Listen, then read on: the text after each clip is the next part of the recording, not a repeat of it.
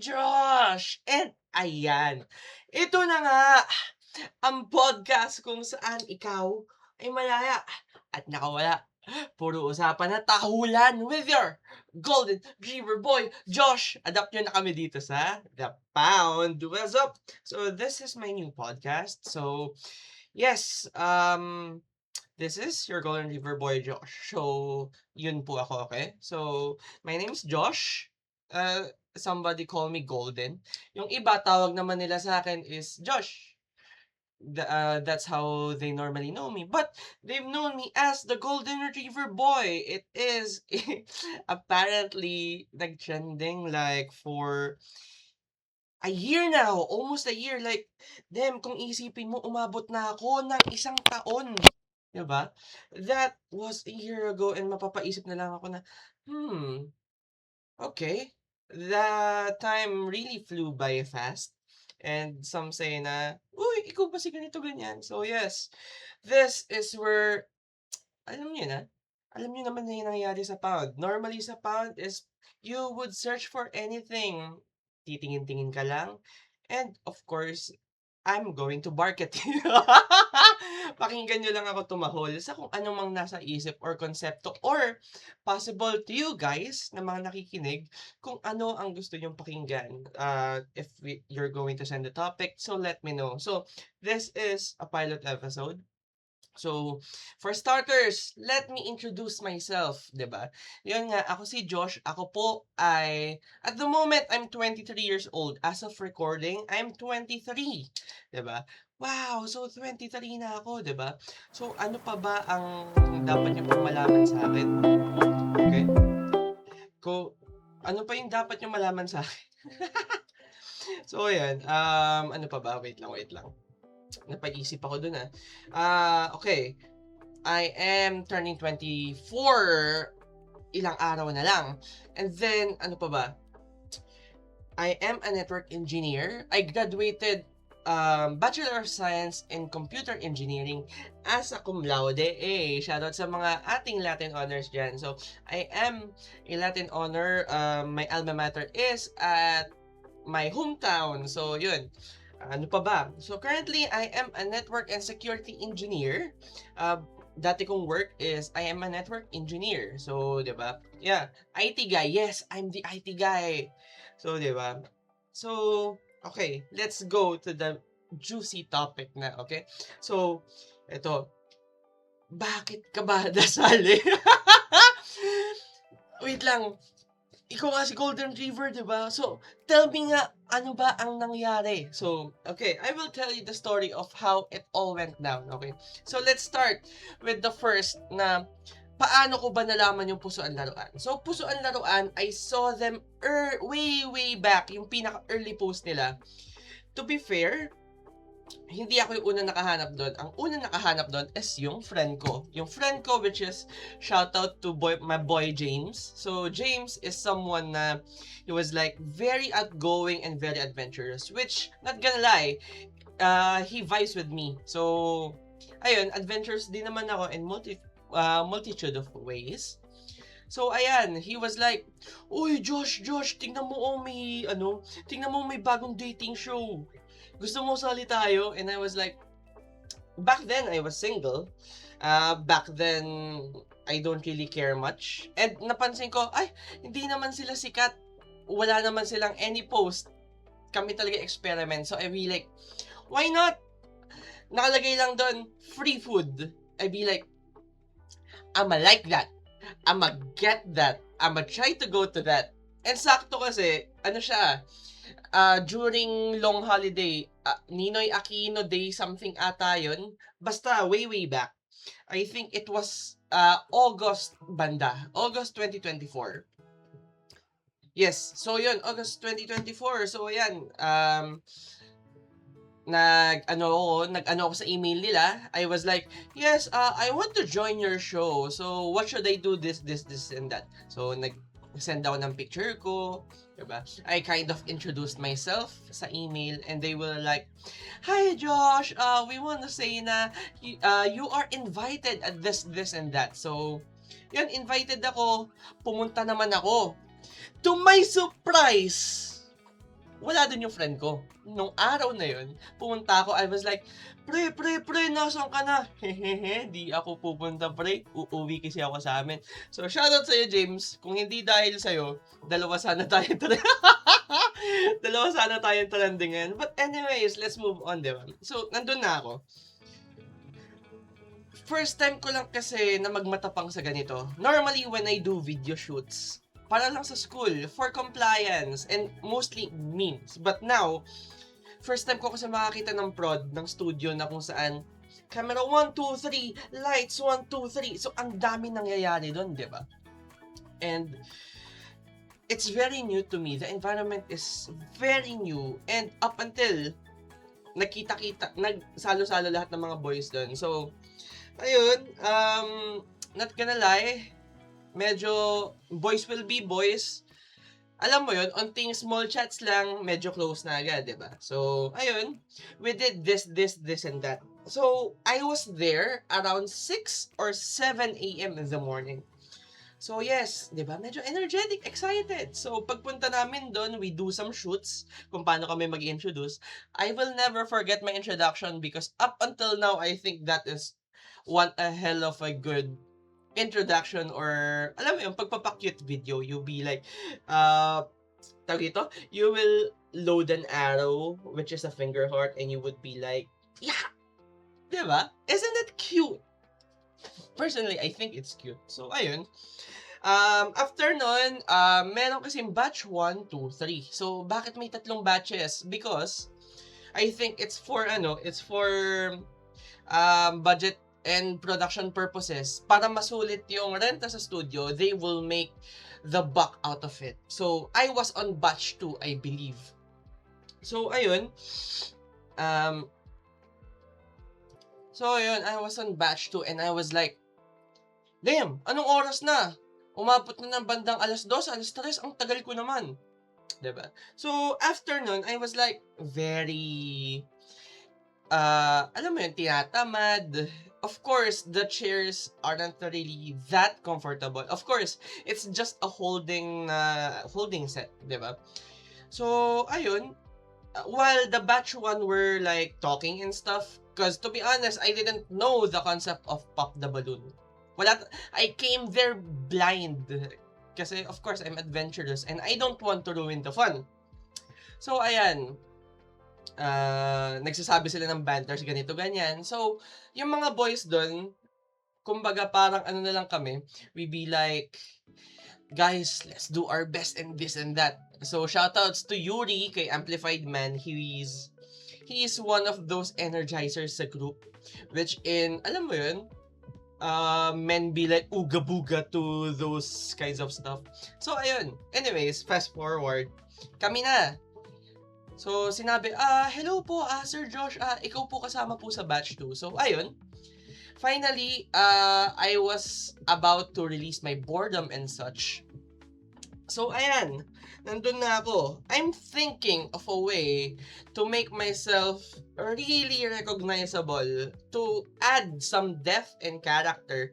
Kasi naisip ko, kapag magpapakilala lang ako doon na ganito, ganyan, baka isipin nila boring ako. So, I'll add flavor. So, I remembered back then, I was on dating sites, dating apps. So, yung Bumble, Tinder, ganun. So, I'm there, and kapag may mga nakakausap ako and nakaka-match, they were like, ay, grabe naman, para kang, you're giving golden retriever vibes. And I was like, back then, I was like, huh?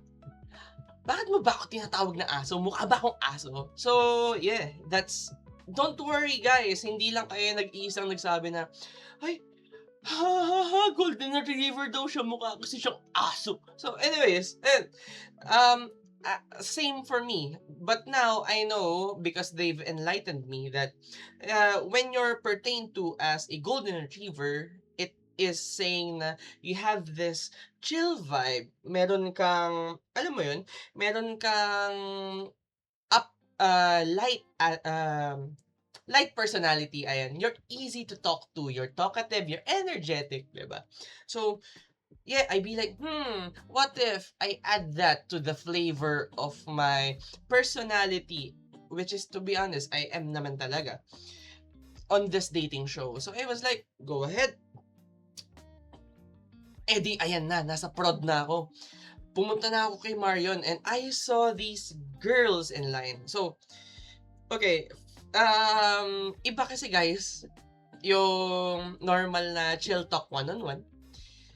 Pero iba yung feeling kapag may camera dito, camera dito, camera dito, ilaw dito, ilaw dito, ilaw dito, nakatutok lahat sa'yo.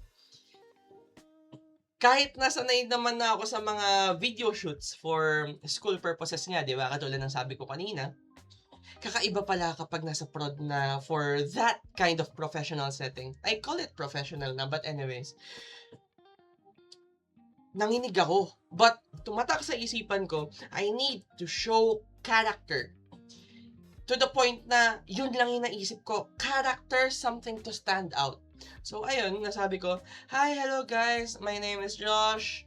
I am a golden retriever boy finding my golden retriever gal. Wow, naaalala ko pa, di ba? Bam! But, ayun nga, I shared that and after that, my mind went blank. Kung ano yung sinabi ko, it's me being defensive because at that point of the shoot, I was like, ang daming putok, pam, pam, pam, pam, left and right, puro nagpuputukan. And I was like, damn. Kasi, to be fair naman, we are a prototype, okay? Like, wala silang hindi nila properly naayos, I guess, yung mga bracketings and yung preferences ng girls. Apparently, all of them are older than me. Eh ako yung pinaka-bata sa amin. So, may nauna kasi sa akin, si Marcos. Marcos back then was 23. I was 22. So, nung sinabi niya, hi, I'm Marcos, I'm 23. Pop, pop, pop, pop, pop. Ang dahilan kung bakit kasi masyado siyang bata. And I was like, paano yun? Kung nababataan sila sa kanya, paano pa ako? So, yun, I was like, okay, they have this non-negotiable of having age na di nila trip. So, bahala na. Just show yourself and bahala na. So, sa sobrang bahala na, kung ano na nasabi ko, it's purely fight or flight response na yung tipong mukha ako nakipagbalagbagan sa kanila. Which, to be fair, yung iba, I find it bad. I can't even defend it. Diba? But some, up until now, sinasabi, I need someone to match my sass and class. Ayan, to be honest, I just thought that biglaan lang. Literal na hindi ko yung prepare. Bigla lang pumasok sa utak ko at that time. So, to be honest, I still find it funny and cringy at the time. And, ayun, dito nyo maririnig, ano ba yung S na, ano ba yung hard R na inaano ko? I think it's respect. I really forgot what I've said back there. It was a blur to me at this point. To be honest nga, up until now, ayokong panoorin yung episode namin. So yun, I didn't think much of it after. So, natapos na ako, umuwi ako mga bandang 6 banda. So yun, I didn't really think much about it. Up until may nag-chat sa GC. They were like, guys, yung episode nyo, i-air ng ganitong time. So, September 10 ata, if I'm not mistaken. So, yun. Sorry, I kind of cut it out, so nawala na ako. But, ayun, I didn't really think much about it, okay? Up until sinabi nila, i-release namin to at this date. So, to be honest, I'm quite proud of what I did back then, because I didn't think I was that cringy. But, nung napakinggan ko and how they sorted it out, I'm not saying na they are fully to blame. Kasi to be honest, some things that I've said are really icky to begin with. But ayun, they used mine and apparently lahat ng sinabi ko became that trending to the point na everyone in the span of like 3 days nag-pop off yung Instagram ko, nag-pop off yung Twitter ko, nag-pop off yung Facebook ko. to the point na I'm really that scared back then. Yung point na I didn't know what to do, I don't know what to say, I don't know, like literally, wala akong alam na kung anong gagawin ko. Kasi may magchat-chat na lang sa akin na derogatory remarks. You know, the homophobic ones. Even though I said na I'm straight, obviously I'm straight. I have a girlfriend now. But ayun nga, derogatory remarks, sad to say, death threats. They are sending death threats. Any kinds of threats na would affect my mental and physical health. So, lantaran yun. They are doxing me. Yun yung masakit eh. Kasi dun ko nalaman yung depth of hatred where the mob mentality of cancel culture is in the Philippines. Like, imagine mo, there's something wrong, or they perceive something as very bad without giving any benefit of the doubt of the situation. And they were like, let's cancel this guy. Let's make his life miserable. To the point na they didn't think of the gray lines. They didn't think about anything na, alam mo yun, na would somewhat humanize me or understand me in a way na why I acted that. Which, to be fair, some are irredeemable, but I admit to that. But, alam mo yun, like, I've became a laughing stock of content creators. So, alam nyo guys, kung paano ko nalaman na I really messed up is, naging content ako ni Tito Mars sa Facebook. So, nung naging content, Tito Mars was the first one who made the content out of me sa Facebook. Which, dun ko nalaman, grabe, malalaman to ng ng family ko. Actually, yun yung ayoko eh. Kasi, they didn't know how I act. They didn't know how Josh really is outside the family, because sa family namin, I'm perceived as someone na I'm not really interactive. I'm not interacting with ladies to the point na for dating purposes. Akala kasi nila I'm that childish. I don't think about my future of me being with someone else, magiging kapartner ko in the future, right? So, and I'm not 100% confident to display myself like that, and ganun nila makikita. At first, nung hindi nila nakikita yung mga bash, they even laughed at me. They be like, haha, anak, bakit ganun ka maghawak ng mic? And I was like that. And they were laughing at it. So I was like, okay, that's good. At the very least, they laughed about it. But, ang sakit kasi, as someone na, alam mo yun, know this rule sa internet na once in the internet, stays in the internet. And ayun, nakikita ng mga magulang ko yung bash, nakikita ng mga magulang ko yung derogatory remarks sa akin. Doon talaga lumubog yung puso ko. They were like, anak, may magagawa ba tayo para maalis yan? Kasi ayaw namin makita yun na inaapi ka ng ibang tao. Which, to be fair, if ako lang kasi nakakakita, okay lang. Pero, what happens sa akin lang, should stay sa akin lang. But, parents being parents, nasasaktan sila kapag nakikita nilang naaapi or na aagrabyado yung anak nila. That's part of being in parenthood, diba? They would feel sorry for their son, diba?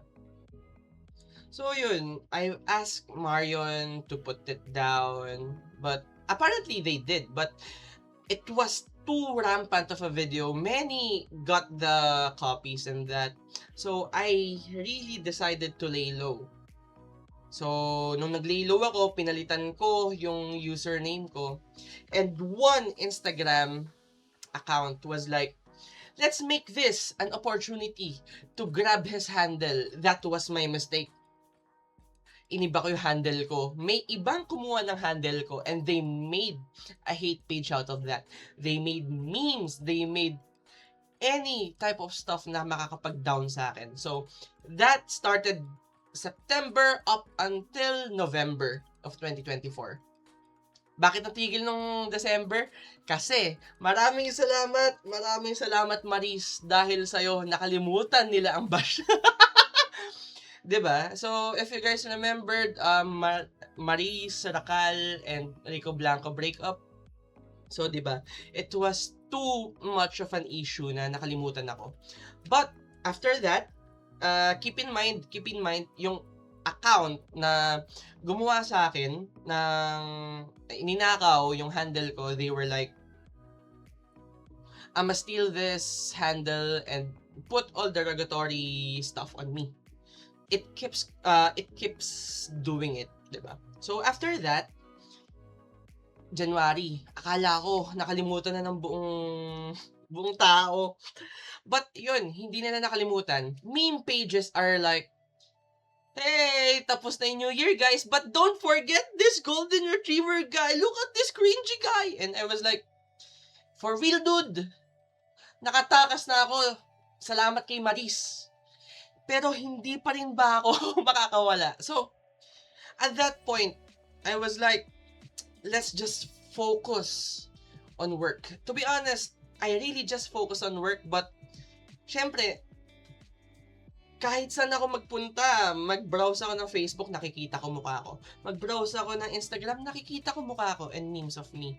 And back then, I didn't really embrace this personality of me na to go public, because I don't want to hurt my parents. Diba? I don't want them worrying about me. Kasi as someone who is I'm more of an empath. I am ENTJ, by the way. So, ayun, extrovert nga pala yung E, no? But anyways, I'm an empath. Like, ayun, I'm empathetic to my parents na they feel bad about me kasi people talk bad about me, so I don't want them to feel bad, so I just lay low and people will forget. And the whole duration na I'm keep laying low, all the people in Pusoan Laruan, and even my former boss back then, they'd be like, Uy, Josh, it's time for you to monetize yourself. Ito ang laki na ng reach mo. Which, to be honest, I didn't really think that much. Pero ayun, umabot ako sa point na I'm not really thinking about it until, you remember guys, yung page na, yung Instagram na nagnakaw na handle ko. He impersonate that guy or that person impersonated me, claiming that that's me. To the point na naglalagay siya ng mga sorry stuff and impersonating me. May poser ako, guys! So, yun. After maging poser and stuff like that, diba? I was like, this has to stop. So, I came out. I made a Reddit AMA, which is almost a year by now. Diba? Time really flew by so fast. I did a Reddit AMA. I tried to go on public. Apparently, it became trending. Diba? And to the point na I'm replying to those stuff, people are asking like, Hoy, Golden Retriever boy! Ano ba meaning kasi ng Golden Retriever? So, I'm explaining them what a Golden Retriever is. So, sass and class. Diba? Of course, when I came out, hindi mo maiiwasan yung mga derogatory remarks. Hindi mo pa rin maiiwasan yung mga criticisms on what I've really said on the show. Okay? So, ayun, the fact na may other people be like, hey Josh, heads up, don't worry, you are an inspiration. Apparently inspiration ako because they saw this as a funny skit. They saw that only as an outlet na they would know what a golden retriever is, what a golden retriever vibe is, 'di ba? Doon nagso-show. Doon nai-inform yung mga tao, and doon ako natuwa kasi all this time ang nakikita ko lang is hateful comments about me, but doing that, people really opened up to me. There's something na naramdaman ako on my chest on that one, so I'm very happy. So, ayun, because I'm happy at that, I was like, ni-inform ko yung mga tao, Pusoan Laruan is not scripted. Walang script doon. Talagang kami lang. Up until now, okay? I'll clarify this. Up until now, hindi scripted ang Pusoan or Laruan. Okay? So, ayun. I'm trying to go live. So, yun. If we're counting what I've done since I've came out, like last year. So, una, nakilala ako ni Kuya Kim. So, I've been on TikTok Club. So, I've had a music video with Tota P. I've got a chance to work on a music video din by Tota P. I'm with Rain. So, Rain Arapega. So, honestly guys, I was shocked. Literal, ang daming mga binigay sa akin ng mga opportunities, kumbaga, diba? So, I was like, so out of it. So, bamboozled pa rin kasi left and right, people be like, oh, this guy. Oy, si Golden yun ah. So, alam mo yun, nasasanay na akong nare-recognize. When I go outside, they be like, oy, si Golden. Less stares, judgy stares na nakikita ko. I feel happy, I feel proud because people be like, Uy, Kuya Josh, Kuya Golden, napanood po kita, idol po kita. I know some took it as a joke. But to me, I don't know if you guys are genuine or not, but you guys are making my day. And ayun, the people who recognizes you, it fills me. It fills my heart. So yun, it fills my heart then na I've got projects. So nag-host uli ako sa Pusoan Laruan. So episode 22 or 23. Kaming dalawa ni Solo Leveling. So ayun, doon kami nagka-meet, 'di ba? Doon kami nag-host. So, doon ko rin na-meet si Jin Mikado. So, Jin Mikado is the first one na lumabas ako for an interview. So, he humanized me. I love his way of thinking like, bakit kaya nila binabash yung tao na to? I mean, he made a content out of me which I consented naman. But, I want that to be a platform wherein nakikita nila ako as a human and not only as a quote-unquote character. Akala nila character kasi yung Golden Retriever guy, but they didn't know that is me. Ako yun. It's not a character, it's really just me. So, people saw it, people are following what I am up to. Lumabas yung issue ni Meiko. Ang dami mong kahawig mo si Lazy Sly.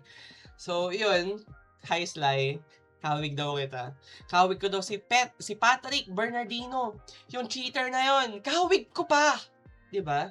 So, that hurts me to like, nagla-live ako, kahawig mo po yung cheater. Ganito, ganyan. So, to the point na ban pa ako, na-restrict pa ako sa TikTok for that. So, ayun, ginawan ko siya ng content which became trending, of course. So, ayun, ano pa ba?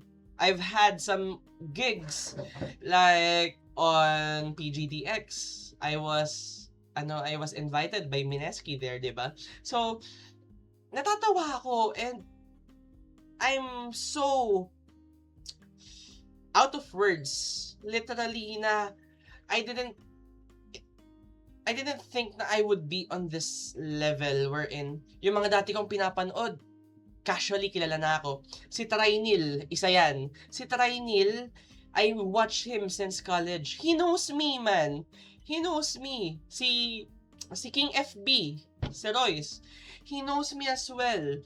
Yung mga casters na favorite ko since Mineski TV, sila Butters, sila Shinbu, sila Manjin, sila Wolf. Those guys, I was like, grabe, diba? They've known me. They were like, uy, ganito, ganyan. They are like inviting me and stuff, and it kind of warms my heart. Even Mara, she was like, I know you. Even Myrtle guys, isipin nyo si Myrtle. She was like, uy, kilala ko tong mga to, nung PGDX. She was like, kilala ko tong mga to, papasukin nyo sila. You know how much of an aura we got ni Solo Leveling, ni Errol doon. Kilala kami ni Myrtle. We passed sa mga guards while there's a queue for her meet and greet. And we were like, pre, kakaiba na to. People know us. And not in a negative light. Like, people come up, alam mo yun, the funny thing about the clout that we got in a negative light, they were like, uy, ganito, ganyan, kapag nakita kita, bibirahin kita eh. But when I go out, people were so nice, 'di ba? Mas nangingibabaw yung pagiging human nila, mas nagiging decent sila. Let's say siguro, kapag nakatalikod na ako, dun sila gagawa ng kalokohan about me or anything like that. But you can see how people are really nice to the core of when meeting someone like me, 'di ba? And I've shared everything, ganito ganyan. I've tried to explain my side and people embraced it. And ayan, I'm going to make this opportunity to say na thank you guys for accepting me. Thank you guys for realizing everything. Like, you gave me a chance. Redemption arc, kumbaga. So, welcome to my podcaster / creator era. We're in probably, I hope na this podcast would be prolonged. Magkakaroon ng multiple showings, diba? Multiple episodes. So, yun. And funny thing, right? After everything that happened, I met my girlfriend, diba? So, we met, and she was like, she DM'd me. She was like, I'm sorry, but, ganito, ganyan, diba? We met. I met my girlfriend because of Pusuan Laruan. She watched me and she liked my persona there. Pero hindi niya alam ganun din ako sa tunay na buhay. Nakita niya how jolly I was, how talkative I was. And I don't know about her, honestly. She saw something in me na others don't. And she make me feel loved. Kaya nga, ayun, we're together. We're together for many months na. So, shout out to my girlfriend. I love you very much. And yun. Let's boil down to bakit nga ba ako nagkaroon ngayon ng podcast. Kasi, sa Reddit, nung nag-AMA ako, people were like, hey Josh, I think you should start a podcast. Uy Josh, mag-podcast ka nga. So, yun. Eto na. After years, di ba? It was too long already. The attention span in the internet was so much. Di ba? Ang dami nang nangyari sa buhay ng landspace ng internet. Magkakagera, di ba? Magkaka-impeachment. But, ngayon pa lang ako mag-start ng podcast ko. Ang dami na nangyari, ngayon pa lang magsisimula. But, better late than sorry, di ba? And, ayun, I hope, guys, na this would be an outlet for us to communicate. If you guys have any topics for me to share, diba? Since this is a pilot, I want you guys to know me in a surface level pa lang, diba? And the following episodes, you could try to suggest a TikTok, sa YouTube, or probably sa Reddit, diba? Sa Reddit kayo mag-suggest, diba? I'm going to post the video sa YouTube because this is video recorded as well. Yung audio is going to be on Spotify. Of course, the clips, it's going to be on TikTok and YouTube Shorts. Diba? And ayun, I'm trying to promote this probably din on Reddit. So, with all that being said, feel free to give me what topics do you want me to focus on? What should I talk about on a certain episode? And, ayun, maybe I'll talk some geeky stuff about me. Diba? So, video on YouTube. The full video on YouTube. The audio on Spotify. Clips on TikTok and YouTube Shorts. And promotion on Reddit. So, ayan. At naririnig ko na nga dumating na ang oras. Magsasara na po talaga ang hawla. Yung cage. See you muli sa susunod ng pagbubukas ng The Pound. Thank you guys for listening. Bye-bye! Thank you guys for listening.